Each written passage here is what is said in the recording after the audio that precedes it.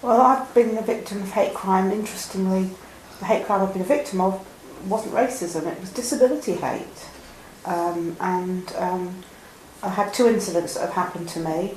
The first one was when I was out with my friend and we were near Jubilee Library, and I was waiting for her. She'd gone into Starbucks to get us a coffee, and just before she came out, I wasn't blocking anybody's way, I'm in a wheelchair as you can see, and these two young men stomped past me. One of them sort of turned to look at me and went, "You effing cripple," and then walked on, and I sat there stunned. And there was people going past, but I don't know if they heard them or if they were too embarrassed. I mean, it certainly sounded loud enough, and I just sat there and I couldn't move. I was so shocked. I didn't know what to do, even though at that particular time we weren't here where I was working. I was with the anti-victimisation unit.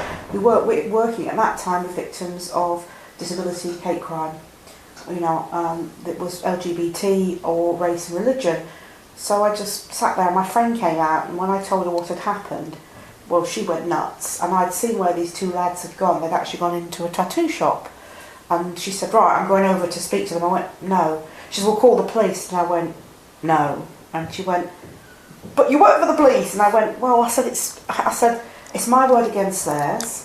I said, "I don't want to bother them with such a," because it was a Saturday and it was in the summer and it was busy, and I thought my colleagues are so busy, I don't want to bother them, you know. And it was only afterwards, I think that was shock speaking, because afterwards I thought, you know, Suchitra, you should have gone to the police with it. You work for them. But I was so shocked by it because it's never happened to me before, and you know, and I was really embarrassed. And I did the next day say to when I came in what had happened, and they said what my friend said: "Suchitra, you work with hate crime. You know.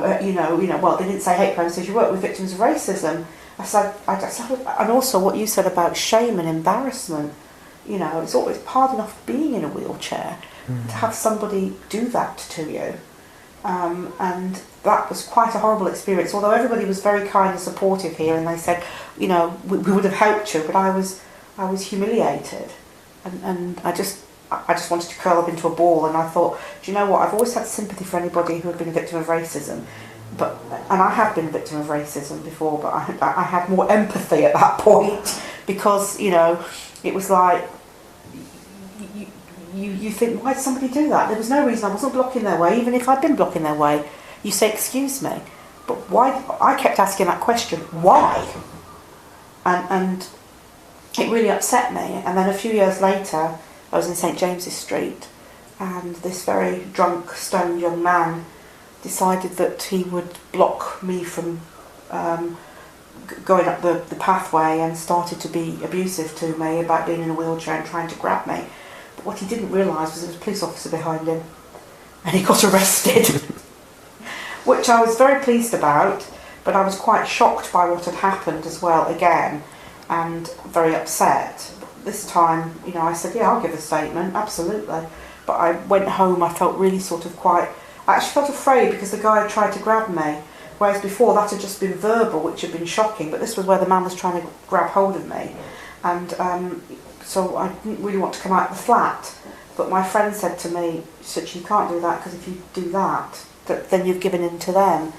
And I did do a statement, and I'll give the guy credit where credit's due. He pleaded guilty, you know, but it was a horrible experience. But I saw justice done, and that's what mattered to me, that I saw justice done.